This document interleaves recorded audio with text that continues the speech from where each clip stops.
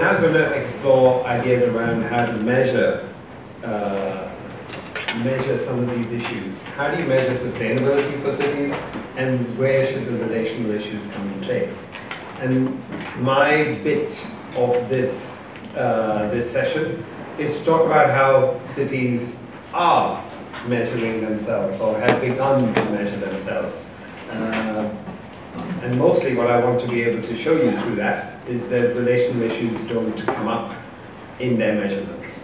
So the challenge for you folks who are keen on relational issues is how can you bring the conversation that we've had here, make it real for those people who are thinking about how to understand the workings of their cities, but certainly have no understanding of the issues as you have discussed them. So that's going to be an issue there. So before I share the stuff about cities, I do want to just comment on issues that people have raised with me in the context of one bit of the work that I'm involved in, which is around integrated reporting. Because there have been questions, how does this work, and where has it come from? I'm not going to go into a detailed history of it. I have been involved with it pretty much from the start, and my initial role was to help bring that framework out into the marketplace, working with the International Integrated Reporting Council. And the idea of integrated reporting is really to allow businesses to bring together into one place an understanding of what actually allows them to create value in their organizations. When an organization is busy creating value, it might need money, but it needs other inputs as well. And integrated reporting is saying, don't just do a sustainability report because you need to cover the sustainability issues, you need to cover the environmental issues, or don't do a corporate social responsibility report just because you want to show the good things that you're doing. Instead, think about all these issues all the time, not just when you're reporting them, but as part of your day-to-day business life.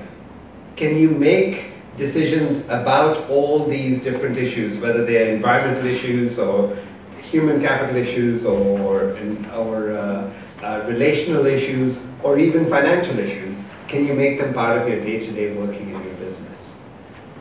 And that's where integrated reporting is. And that's an idea that ended up with us inviting companies who felt that this was an issue that they wanted to explore further. We invited them to come alongside us and see what happens. Let's see if we could solve this issue that most of the time our companies were just focused on money. And usually they'd be saying, here's what we did 3 months ago, because it's the last quarter. Here's what we did 12 months ago. This is our annual report. We're only going to tell you about the financial issues because we think you're not interested in the other issues. And by the way, we can't tell you about the future, but you should definitely invest in us. That's kind of how capitalism has worked for 100 years. And somehow trillions of dollars have got invested with that sort of model. Is there another way? So we invited companies to come alongside us and say, how might it work? And eventually 109 corporations worked with us and 35 investors to craft a new method, and integrated reporting was the outcome of that process. And the framework was released 3.5 years ago. And we just offered it out into the marketplace. And what I'm telling you now is what I heard last month, was that an independent assessor of these things said 1,800 listed businesses around the world are now using the integrated reporting framework. So, is it possible to take an idea out into the market and get it to scale up? That was your question. Well, when 1,800 out of 60,000 listed companies around the world have started using the framework, I can say, yeah, we're beginning to make an impact out there. We're beginning to get businesses to think across these multiple capitals. And yet, what I would say to you is, even if they bought the idea of using the multiple capitals, I don't think there are businesses out there who would know how to assess relational capital, for example.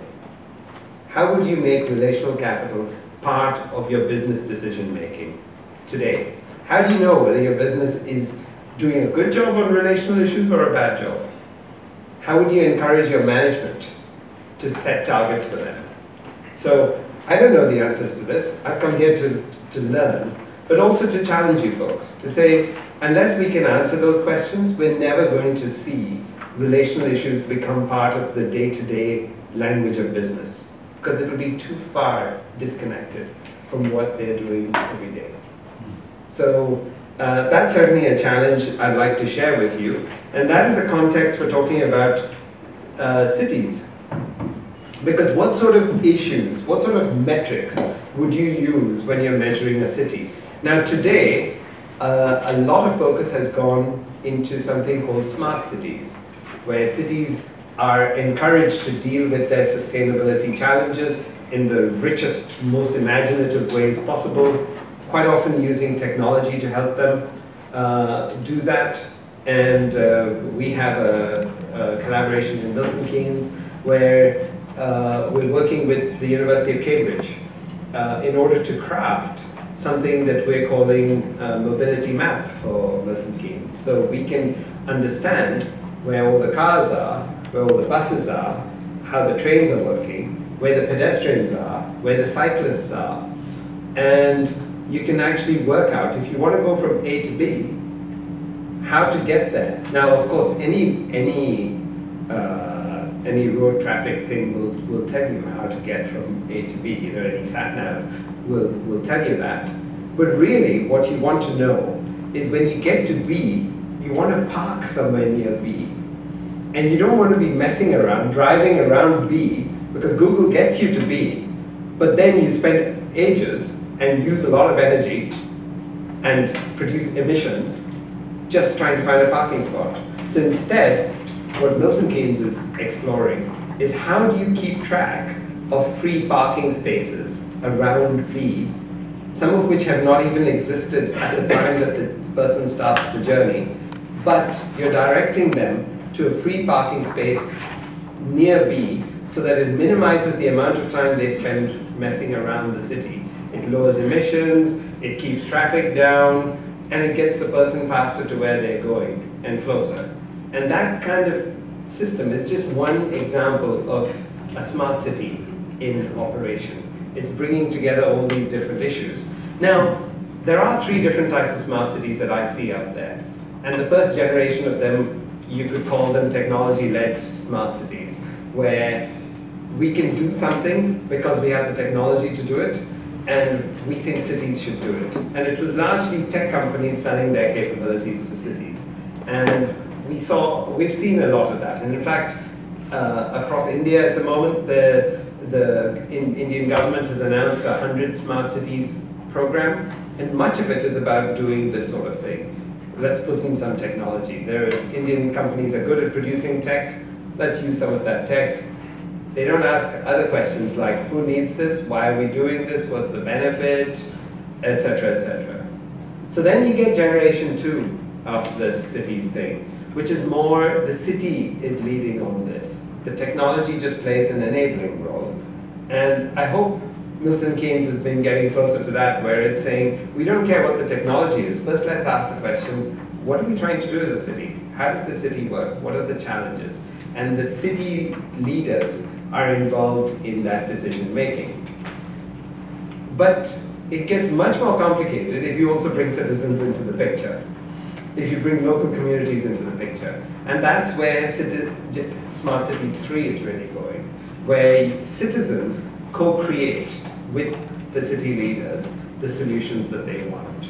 So Barcelona probably is one of the leading Generation 2.0 cities, where it has about 100 different smart cities projects led by the city council.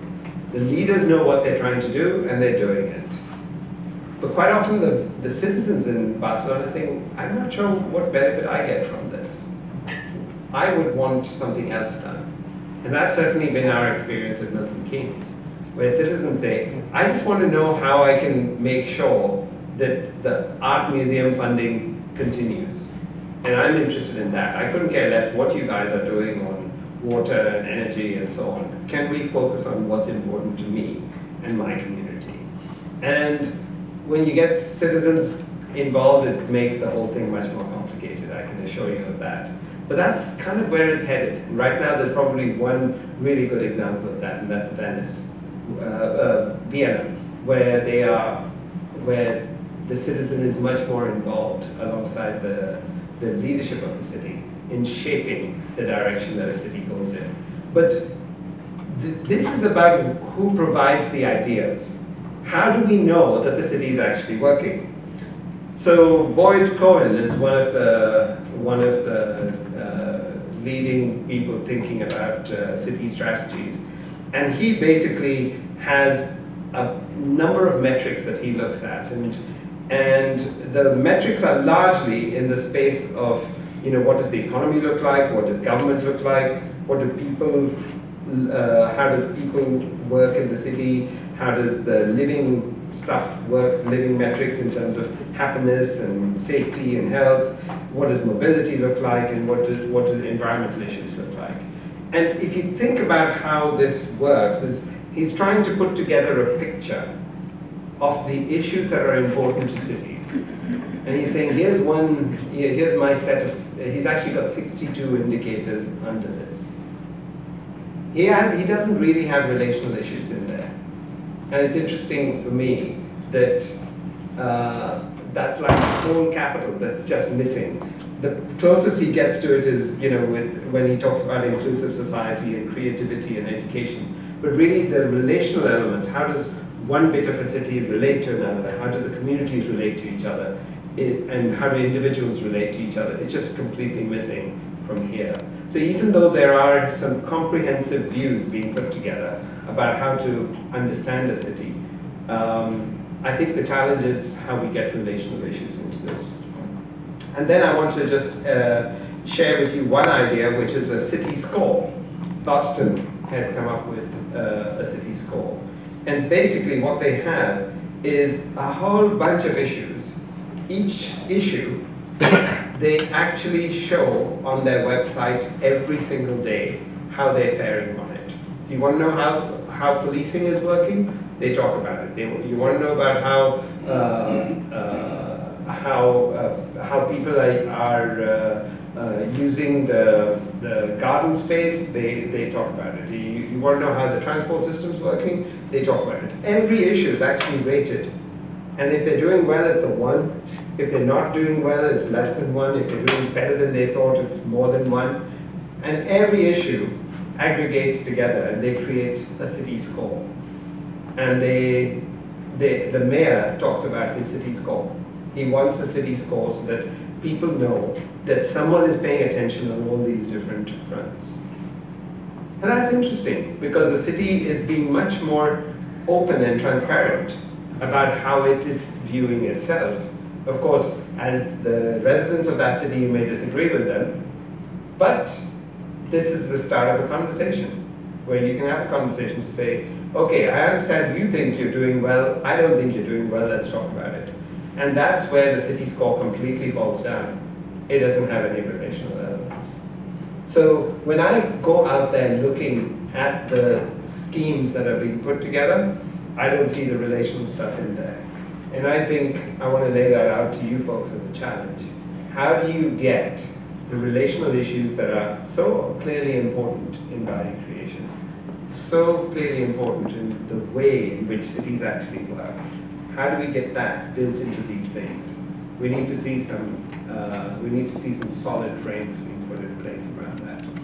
And I'm not here to give you the answers because I wouldn't have the first clue how to begin that conversation. But I want to encourage that conversation and challenge it, and I'm open to any ways in which I can help. Thank you very much.